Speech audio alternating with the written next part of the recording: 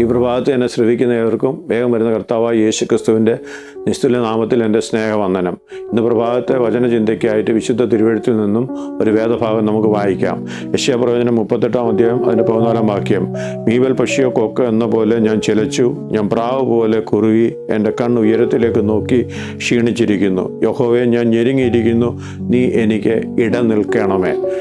ഈ യെശയ്യാപ്രവചനം 38-ാം അധ്യായം 9-ാം വാക്യത്തിൽ നമ്മൾ വായിക്കുന്നു, യഹൂദ ദേശത്തെ ഭരിച്ച ഹിസ്കിയ രാജാവ് തൻ്റെ ജീവിതത്തിൽ രോഗം പിടിപെട്ട് താൻ വിഷമത്തിലൂടെ കടന്നുപോയ അനുഭവത്തിൽ അന്ന് വിടുതൽ പ്രാപിച്ച് സൗഖ്യമായതിനു ശേഷം താൻ എഴുതിയ ഒരു എഴുത്ത് എന്നാണ് നമ്മളവിടെ കാണുവാൻ സാധിക്കുന്നത്.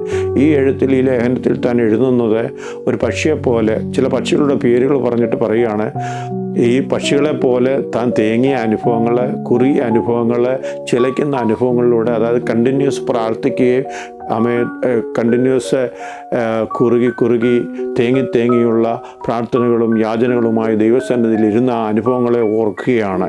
എന്നാൽ അതിൻ്റെ മധ്യേ താൻ ദൈവത്തോട് പ്രാർത്ഥിച്ചു.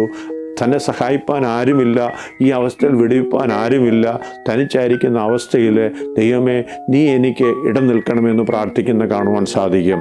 അതുപോലെ സങ്കീർത്തനങ്ങൾ 102 സങ്കീർത്തനക്കാരൻ പറയുന്നു, ചില പക്ഷികളെ തൻ്റെ ജീവിതാനുഭവങ്ങളോടും ചേർത്ത് പറയുന്നതായിട്ട് കാണുവാൻ സാധിക്കുന്നു.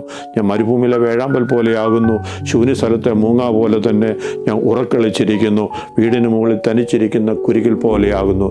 രാത്രിയെ പകലാക്കിക്കൊണ്ട് രാത്രികാലം മുഴുവൻ ഉറക്കളിച്ചിരിക്കുന്ന ശൂന്യ സ്ഥലത്തെ മൂങ്ങ പോലെയും വീടിന് മുകളിൽ തനിച്ചിരിക്കുന്ന കുരുകിലിനെ പോലെയും കരഞ്ഞും പ്രാർത്ഥിച്ചും ഏകാന്തതയും ഒറ്റപ്പെടലിൻ്റെ അനുഭവത്തിൽ ഭാരപ്പെട്ട് ജീവിക്കുന്ന ഭക്തൻ ആമേ സ്തോത്രം ദൈവസന്നിധിയിൽ പറയുകയാണ്, കർത്താവേ, ഞാൻ ഭാരപ്പെട്ട അനുഭവത്തിൽ, കഷ്ടപ്പെട്ട അനുഭവത്തിൽ, ഒറ്റപ്പെടലിൻ്റെ വേദനയുടെ അനുഭവത്തിലൂടെ കടന്നുപോയപ്പോൾ എന്നെ വിടുവിച്ച ഒരു ദൈവമുണ്ട്. ആ ദൈവത്തെ സ്തുതിക്കുന്നതായിട്ട് നമുക്ക് കാണുവാൻ സാധിക്കും. ലൂക്കോസിൻ്റെ സുവിശേഷം 12-ാം അധ്യായം 6-ാം വാക്യം മുതൽ നമ്മൾ വായിക്കുമ്പോൾ അവിടെ കാണുവാൻ സാധിക്കുന്നു, 2 കാശിന് 5 കുരുവിനെ വിൽക്കുന്നത് നിങ്ങൾ കേട്ടിട്ടില്ലയോ? അങ്ങനെ 2 കാശിന് 5 കുരുവിനെ വിൽക്കുന്നതിൽ ഒന്നിനെ പോലും ദൈവം മറക്കുന്നില്ല എങ്കിൽ, നിങ്ങളുടെ തലയിൽ മുടി നിലത്ത് വീണാൽ അത് ദൈവം എണ്ണപ്പെട്ടിരിക്കുന്നുവെങ്കിൽ ഭയപ്പെടേണ്ട, നിങ്ങൾ ഏറിയ കുരുകിലിനേക്കാൾ വിശേഷതയുള്ളവരല്ലോ.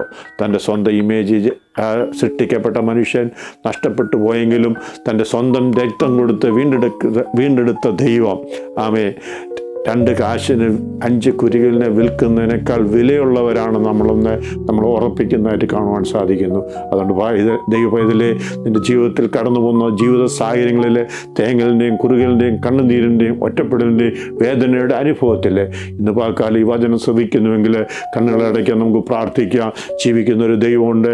അവസ്ഥയ്ക്ക് വിടുതൽ തരുവാൻ, സൗഖ്യം തരുവാൻ, മാറ്റം വരുവാൻ ദൈവത്തിന് കഴിയും. പരിശുദ്ധ പിതാവേ, നന്ദിയോടെ സ്തുതിക്കുന്നു, സ്തോത്രം ചെയ്യുന്നു. കാലം നിൻ്റെ സന്നിധിയിൽ നിൻ്റെ ജനത്തെ സമർപ്പിച്ച് പ്രാർത്ഥിക്കുന്നു. ഈ വചനം കേൾക്കുന്ന നിൻ്റെ ജനത്തെ അവിടെ നിന്ന് അനുഗ്രഹിക്കണമേ. അവർ അവസ്ഥകൾക്ക് ഭേദം വരുത്തണം, സാഹചര്യങ്ങളെ അനുഗ്രഹമാക്കി തീർക്കണം. മഹത്വം കർത്താവ് എടുക്കണം. പ്രാർത്ഥന കേൾക്കുന്ന കൃപയ്ക്കായി സ്തോത്രം. യേശുവിൻ നാമത്തിൽ തന്നെ ആമേൻ.